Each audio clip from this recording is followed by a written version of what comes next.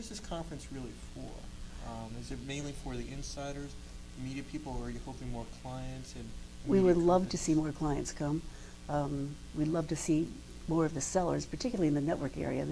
They tend to be not so well represented.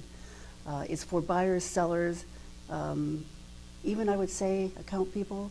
It is about our business. It's about the technology of our business. And everything is changing in media, as you know. It's totally a brave new world. And everybody who is in the business of advertising needs to know what's going on if they're going to make it through to the next century. Well, you nailed it with technology. I mean, everything about this conference touches on technology in some way. But really, this opening panel on eBiz for media is a huge issue. I mean, we've been talking about this for at least a decade. Joe, we've been talking about this since 1985. Talk, talk, talk, talk, talk. It's pathetic that we aren't further ahead than we are. We are the only business that I know of that is still living damn near the cave mouth. We have made strides. I think in the last 2 years I've seen more happen than the entire years prior. We are starting to test communication between the buyer and seller. We've got most of the stations up on electronic invoicing. We still have many who aren't, though. On the network, the national side, there's where a big problem is. National cable, just like local cable, is very hard to deal with. But locally, we receive national cable information electronically. Nationally, they don't, with few exceptions. So it makes national cable very difficult. They would grow faster if they could solve that problem today. Well, you know, people always compare Madison Avenue to Wall Street and say that we could have kind of the NASDAQ equivalent to trading in our business. Do you think that's really feasible? That No. No. I know a lot of people are looking, you know, I say no, but then I'll also say maybe one day. But that one day is a long ways away. When you're making buys, when you're negotiating or executing plans, you can't just go on the internet and pluck a spot here and a spot there and a program there and a magazine here. You'd never get the job done. It's been tried many times and it hasn't really worked out. I really don't think that the stations, the networks, the cable companies would be willing to let go of their inventory for an electronic negotiations.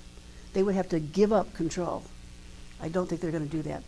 One day down the road, maybe they'll eliminate the need for executors. It'll be all electronic. I could see that happening, but I'll be dead by then. Is the 4A's feeling any pressure from the fact that clients are starting to explore, once again, some electronic deal making, like the ANA inviting eBay in to discuss ideas? Google now is moving into print and maybe into television, well, also radio. They have. I suppose anything is possible, but if you think about it, if we can't get an invoice back and forth to each other, how the hell are we going to do that? Right. And you need all sorts of backup. If you're going to be negotiating over the internet, you also have to have your third-party suppliers on board. We are so far away from that that I'm not going to worry about it. Well, I know you don't want to spoil or rain on the parade, but is there anything you can tell us about what might actually take place at the eBiz Forum on Wednesday that our viewers will get to look at? Well, I don't know, Joe. How much money do you have? Not enough to... I know that I'm going to be talking about accountability, which is a huge issue. Also clutter and fragmentation. As we are about to leap into the digital era, where we already are, we need to address those three things, and quickly, along with EDI, the four biggest problems we have to our industry. And the announcement has to do with one of those. Okay.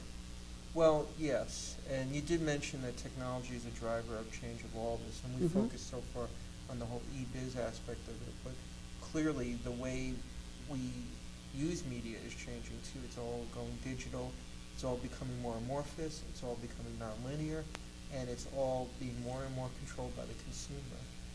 How does that change the game for you as a media buyer, and what kind of controls do you need to be put in place in order to have more assurance that your client's message is getting to the consumer? Sometimes I'm not so sure that the consumer is controlling all this. I still think it's the content producers continually putting up content.